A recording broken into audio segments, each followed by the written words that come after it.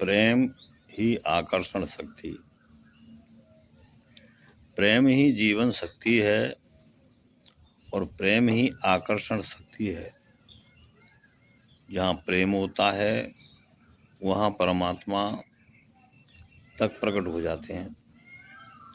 प्रेम निष्काम और निर्वासित, इस प्रार्थ रहित तथा सत और असत से परे, झूठ साँच से भी परे बताया गया है।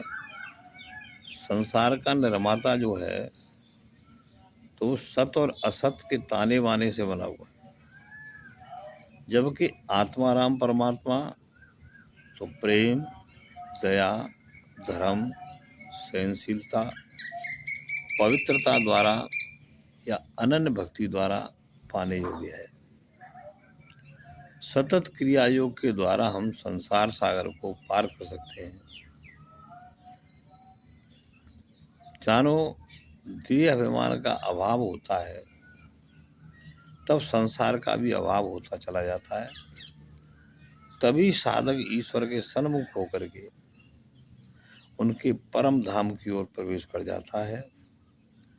जैसे संकल्प द्वारा हम जो भी कहना चाहते हैं वह शब्द व्यक्त हो जाता है, किंतु शब्द से पहले वही भाव आवश्यक अव्यक्त कहलाता है।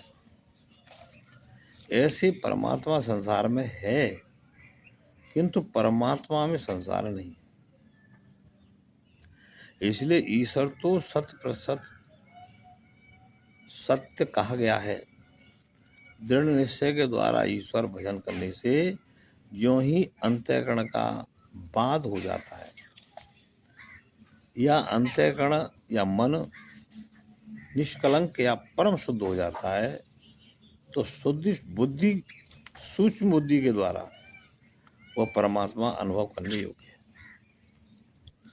वह परमात्मा का वचन अमृत तत्व है, उसका दर्शन परमानंद देने वाला है। वह सत्य स्वरूप, ज्ञान स्वरूप, आनंद स्वरूप, सच्चिदानंद स्वरूप है तथा वही परम दिव्य स्वरूप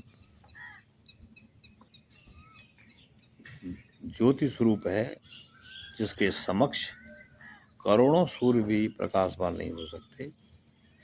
सूर्य और चंद्रमा भी उसके प्रकाश को प्रकाशित नहीं कर सकते। सारी सृष्टि उसके एक संकल्प मात्र से घूम रही है। वही उस सृष्टि का मूल कारण है।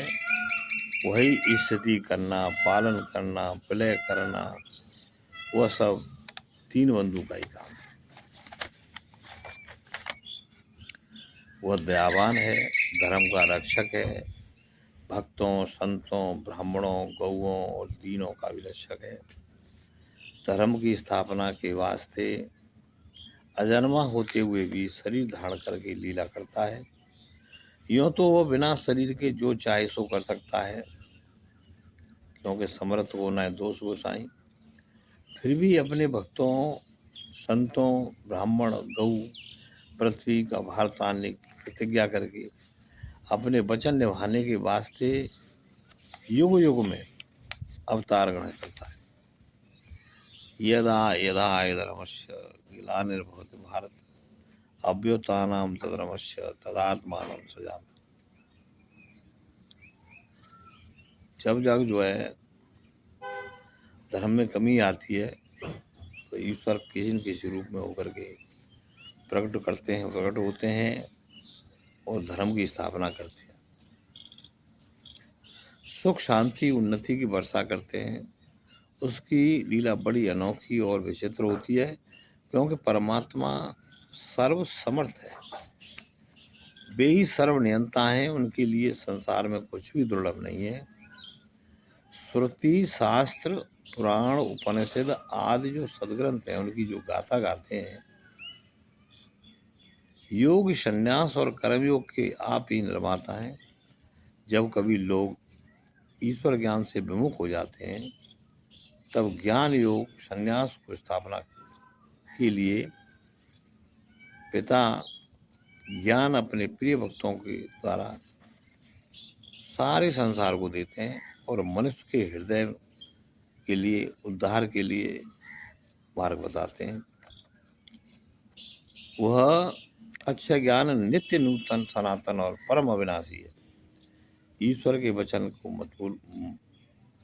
मत को मानने वाले या सुनने वाले या कहने वाले सभी प्राणी उस ईश्वर की कृपा के पात्र होते हैं तथा उनके प्रिय भक्त कहलाते हैं। सारे कर्मों को ईश्वर की खुशी के लिए ही करते हैं, उसी की परिक्रमा करते हैं, उसी के लिए सारा काम हम करते हैं और कर्म करके उन्हीं पर समर्पित कर देना चाहिए। शुभ और अशुभ कर्मों को अर्पण करने के बाद उनका जो भी फल ईश्वर देता है, ऐसे कर्म बंधन, ऐसे पुरुष को पर कर्म बंधन नहीं लगता है। ऐसा प्रेमी संसार में निर्भय होकर के विचरता रहता है। उसको परमात्मा की जो माया है यानी राग और द्वेष व्याप्त नहीं होती है, क्योंकि वह सत्पुरुष भगवत प्राप्त पुरुष हो जाता है। अपने प्रारब्ध के बस होकर के उसे जो भोगना है उसे भोग करके अंत में परब्रह्म परमात्मा श्री सद्गुरुदेव श्री कृष्ण भगवान में लीन हो जाता है। जैसे कोई बूंद सागर में समा जाती है या सागर भी बूंद में समा जाता है, ऐसे भक्त के हृदय में परमात्मा प्रकट ही रहता है। वही ब्रह्मानंद को प्राप्त पुरुष है। उसे ही ब्राह्मण कहा गया है। उसकी पूजा करने से या सेवा करने से ईश्वर की ही सेवा कहा गया है। ऐसे पुरुष को ही संत शिरोमणि श्री सद्गुरुदेव के कहलाते हैं, जो जीव का उद्धार करने का योग या संसाधन का मार्ग दे करके जीव को ईश्वर से मिला देते हैं। अतः नर सेवा नारायण सेवा, सबसे प्रेम करो। नमस्कार।